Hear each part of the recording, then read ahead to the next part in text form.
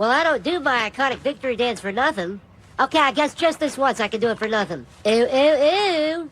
Okay, I guess I can do one more for nothing. Ew, ew, ew. Smiling Friends is an animated series made by Zach Hadel and Michael Cusack, better known online as Psychic Pebbles and, well, Michael Cusack.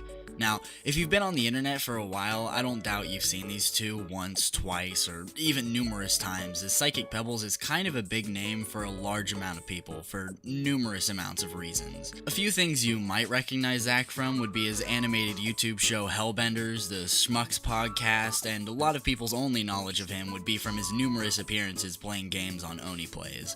But he's actually had a long history of working on animated projects, even including storyboarding an episode of SpongeBob back in season 11. Michael Cusack is definitely a lesser known creator, but over on his channel he has several videos that you've probably seen over the years, a lot of them being iconic, albeit a little niche. One thing I can guarantee is that a lot of you Rick and Morty fans have probably at least seen his parody animation named Bushworld Adventures, which aired as an April Fool's animation over on Adult Swim around 6 years back. But back to the topic of the video. Smiling Friends originally aired its pilot on Adult Swim's April Fool's block back in 2020 and had such an impact that they picked up the show and ordered a season to be made to air in late 2021. The show didn't end up airing until January 2022 with pretty decent network feedback and ratings, but the show absolutely took off on the internet with loads of segments being turned into memes that were being made en masse for some time, which is a decent feat considering people's attention spans nowadays are abysmal. Not to mention the insane amount of references to internet memes and culture strewn throughout. Number 15. Could I get the number 15? Sure thing, hon. The show has so many iconic voices and was even supposed to have the likes of Chris Chan voicing a character, but obviously that was a horrible idea with all that Chris Chan was getting up to during the time and or budget and network constraints. At the time of making this video, the only thing that's out for Season 2 is the premiere, which aired on April 1st, but even with only that one episode being out, there's already memes being made, which is seriously impressive. This show never ceases to amaze me with its insane impact on the culture of people my age. I mean, this show seriously couldn't exist at any other time but now, and I'm so glad that it's gotten the chance to keep on going, and I honestly can't wait to see what the rest of this season will have to offer. But will it be able to keep its steam with the release of the full season?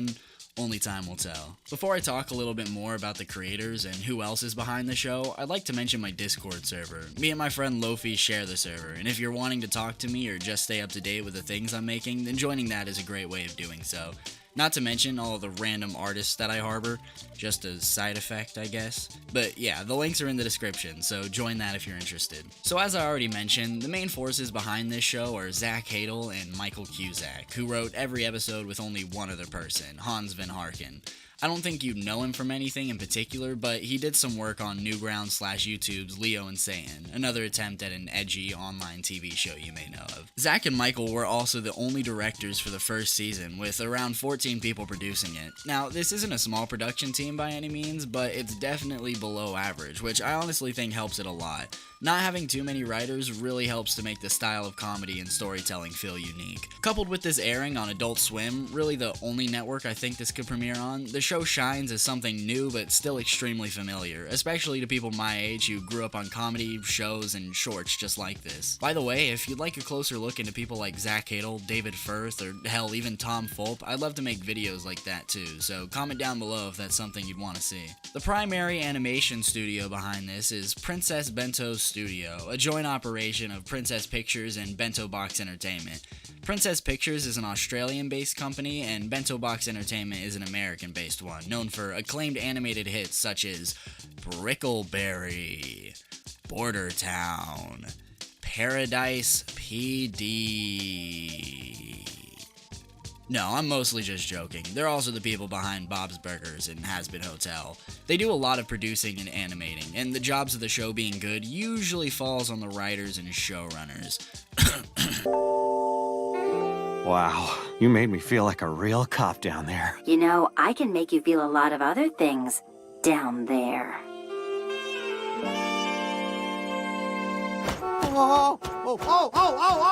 As I mentioned previously, the first episode / pilot of the show originally aired on the April Fool's block for Adult Swim, and within days, people were making memes and talking about it on social media. That was a big factor in getting the show known to as many people as possible. So when it was announced that there would be a full series being made, people made sure to keep up with it. And when the full season came out, people were just as quick to make memes about it. And still, even to this day, I've seen memes being made about the first season and its episodes. Put smoke into my freaking head and shit, man. Not at all, man. Man, I don't know what to think no more, man. Okay, let's de-escalate. No one's messing with your head. Get out of me Nobody's head. messing with your head. Get out of me Let's just head, put, man. no, nobody's Get out of messing with me your head, head, man. Nobody's messing with you. I don't doubt that this way of marketing will continue to carry the show through its next season, and hopefully further. I know that Gwimbly is already taking the front stage in that regard, so hopefully more standout clips and characters like that will show up in this next season. So now let's talk about the show itself and what the premise is. Smiling Friends is mostly an episodic-based show, but it's not afraid to have small story and character continuity, mostly leading to jokes in episodes. The idea is that there's these two main characters named Pim and Charlie who work for a company called Smiling Friends, which is contracted to people in order to make them smile. That's all. It's a super simple plot device, but it works so well, especially since literally anything can happen in their world. And this is Jeremy, your only form of hellish entertainment. Dude, if you do that again, I'm gonna punch you. I'm not kidding.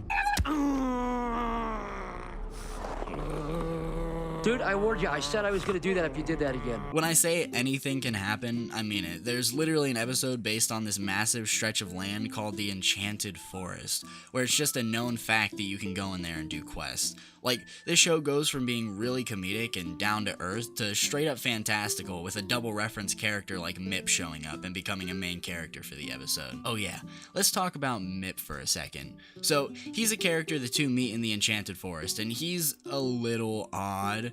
He's super cheerful and seems to know an extreme amount about the place, which pisses Pim off but delights Charlie. So, they spend the episode doing quests before doing their job, which was to make the princess of the forest smile. Now, like I said before, this Mip guy is actually a double reference character. One, in his design and animation style, as he was literally made to be a reference to the old 70s versions of the Lord of the Rings movies, with Pim literally turning into Gollum. And two, which is something I'll bring up in a second, is that he's supposedly a reference to the Bjork Stalker. Also, his name is Pim backwards, but I don't know if that's a reference or just a side effect of not having any ideas for the name of this one-off character. Now, when they finally decide to go and meet the princess to help her smile, the gang stops off to rest for the night, and Charlie and Mip have a little flirting sequence, which is odd just as much as it is charming. Also, I'd like to mention that this happens to Charlie more than once, and it's funny every single time. After a tussle between Pim and Charlie, Mip ends up falling backwards onto a spear and fucking dies, but not before giving his little box to Pim and Charlie so that they can deliver it to the princess for him. This package ends up being a fucking bomb, and apparently Mip was the princess's stalker and was the primary reason that she couldn't smile, but after hearing the news of his death, she starts smiling again. It's a hilarious twist ending to the episode, but the craziest part about this show is that it's normally this insane and chaotic with its storytelling, without ever feeling foreign. It's seriously a great mix of showing human emotions and situations in a way that almost anyone can relate to, while also being extremely chaotic, random, and hilarious. Now I want to bring up the side characters. So we have Glip, Alan, and Mr. Boss, who play minor roles in most episodes, but they do have some episodes where they take on main character roles, like Alan in Desmond's Big Day Out, or Glep in Mr. Frog.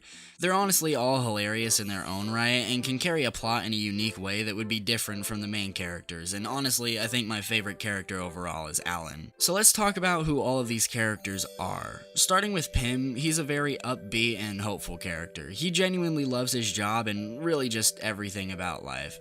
Charlie is a very cynical yet enduring character, and is really real for some reason. Charlie, what are you supposed to be? He doesn't want to dress up as anything. Listen, I've seen way too many people get their careers ruined over old Halloween costumes. I'm not doing it. Why don't you just put on some face paint and be a zombie or something? Dude, face paint gets people in way more trouble than anything else. I mean, I have no idea what's going to be offensive in 10 years. Mr. Boss is extremely weird and creepy, but also super random and has some of the funniest scenes overall. Glip is nonsensical in his dialogue, but has a super mean and reserved personality. He's pretty sassy.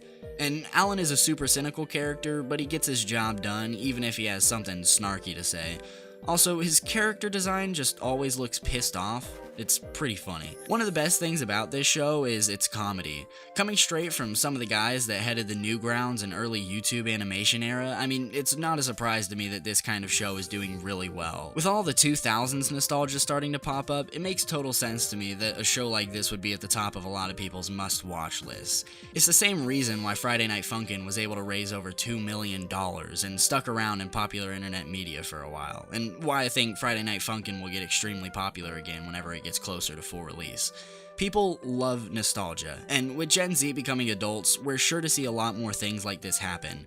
Dare I mention the Fairly Odd Parents reboot? I haven't seen it yet, so I don't know if it's good or not. Let me know in the comments. Overall, this show is extremely funny and can hold its own in terms of writing a competent story.